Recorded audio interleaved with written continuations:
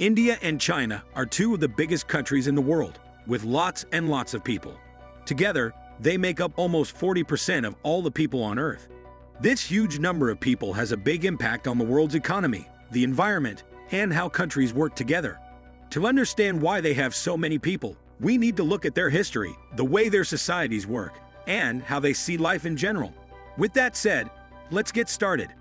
India and China have long and interesting histories that go back thousands of years. In their early history, they had places with really good soil near rivers like the Indus in India and the Yangtze in China. This made it easy for them to grow food, so they stopped moving around and started living in one place to farm. Farming not only gave them a steady food supply, but also let them grow extra food, which meant more people could live there. Because they could grow lots of food, India and China could support big populations, and this set the stage for how many people live there today. Ancient civilizations also had a big impact on how many people lived in India and China. In China, they had dynasties like the Shang, Zhou, and Qin, and these dynasties left their mark on how Chinese culture and society developed. In India, they had times like the Indus Valley, Vedic, Maurya, and Gupta periods, and these were known for their achievements in things like art and learning. In both places, these ancient civilizations made it a point to encourage people to have more children. Having more people was seen as a good thing because it helped with stuff like work, government, and culture. So the idea of having lots of people has been important in India and China for a very long time. Religion is another reason why India and China have many people. In India, there are many different religions, like Hinduism, Buddhism, and Jainism. These religions all say that family and having children are important. For example, in Hinduism, there's a concept called dharma that says you should do your duty, which includes having kids. Buddhism also values family life. In China, there are religions like Taoism, Confucianism, and folk beliefs, and these all promote family values and respect for ancestors. This makes people in both India and China want to have children. So religion has played a big role in how families and kids are seen in both countries, and it's one reason why they have so many people. The population dynamics of India and China are also intricately intertwined with their cultural values and traditional gender roles. These aspects have played a pivotal role in shaping family structures and influencing decisions related to fertility and family size. First, let's look at India. You see, Hinduism, the predominant religion in India, has historically encouraged large families. The belief in dharma, which means duty towards one's family and ancestors, has led to a cultural preference for having many children. The joint family system, where extended families live together, further reinforces the significance of family and intergenerational bonds. Meanwhile, in China, Confucianism, a major philosophical and ethical system in China, places a strong emphasis on family and societal harmony. Confucian teachings stress the importance of maintaining family traditions, respecting one's ancestors, and fulfilling filial duties. This cultural emphasis on family unity has contributed to the desire for larger families. Now, speaking of gender roles, India, like many other cultures, has witnessed a preference for male children in some regions. Sons are often seen as providers and custodians of the family's lineage. In patriarchal societies, the desire for male heirs has led to larger families, as families continue to have children until a son is born. Also, China's one-child policy, which was in effect for several decades, had a profound impact on gender roles and population dynamics. The policy aimed to control population growth by limiting urban couples to one child.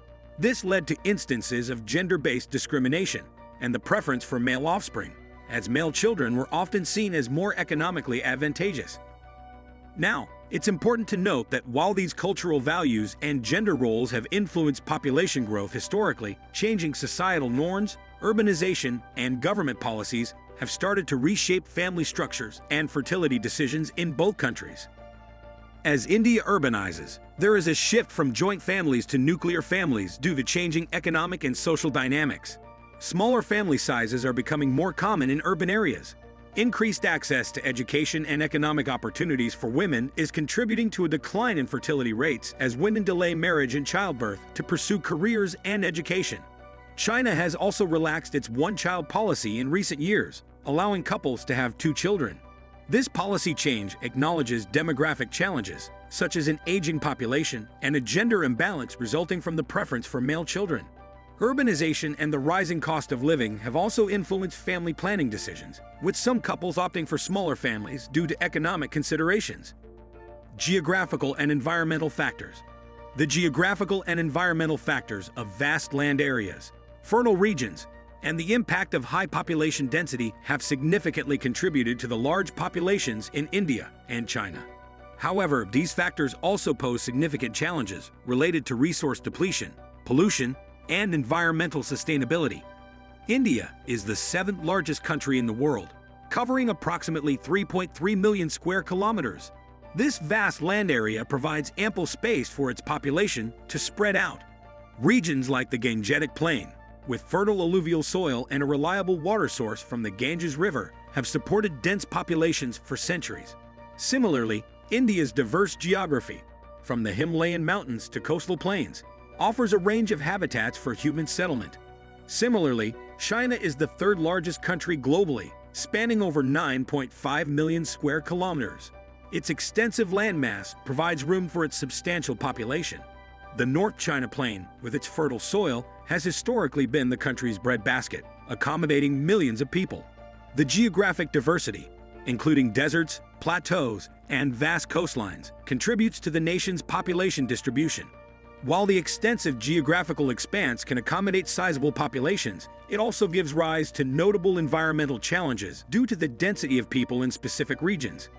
The concentrated population in certain areas has resulted in the excessive utilization and depletion of natural resources, such as water, fertile land, and forests. This overexploitation has consequently led to the degradation of soil quality and the emergence of water scarcity issues. Furthermore, the rapid process of industrialization and urbanization, primarily propelled by their huge population sizes, has made significant contributions to environmental pollution. This includes air pollution, water contamination, and soil degradation, all of which have emerged as pressing concerns affecting public health and ecological systems. As the population increases, there is often immense pressure exerted on forests, driven by a need for agricultural expansion and urban development. This unchecked expansion of human activity into forested areas has resulted in deforestation, an adverse practice that bears detrimental consequences for both biodiversity and the overall environmental equilibrium. In the context of demographic transitions being experienced by both India and China, marked by declining birth rates and an increasingly aging population, an array of opportunities and challenges emerges. One significant opportunity lies in the prospect of a reduced dependency ratio, a metric quantifying the ratio of non-working individuals to those of working age. This can potentially stimulate economic growth, a phenomenon often referred to as the demographic dividend. Additionally, the decreasing birth rates offer governments the chance to allocate resources more efficiently, directing investments toward healthcare, education, and social services. Such reallocations can lead to improvements in overall human development indicators. However, this shift towards an aging population simultaneously introduces considerable challenges. It places strains on pension systems and necessitates infrastructural investments in healthcare to accommodate the aging demographic. Additionally, the potential decline in the working age population may lead to labor shortages, demanding efforts to enhance productivity and adapt to the evolving workforce landscape. To deal with these complicated changes in the population, it's really important to promote family planning. This means helping families make choices about how many children they want to have in a way that's good for the environment and society. Also, putting more money into education and healthcare is crucial. This helps people learn and stay healthy, which is especially important as the population changes. Overall, the large populations in India and China are the result of a complex interplay of historical, cultural, economic, geographical, and governmental factors. While these populations present both opportunities and challenges, understanding the reasons behind their size is essential for informed policy decisions and global cooperation in addressing the consequences of their demographic strength. All right, guys, that wraps up our video for today. Let us know what you think about this in the comment section below. Also, don't forget to give us a thumbs up and hit the subscribe button for more.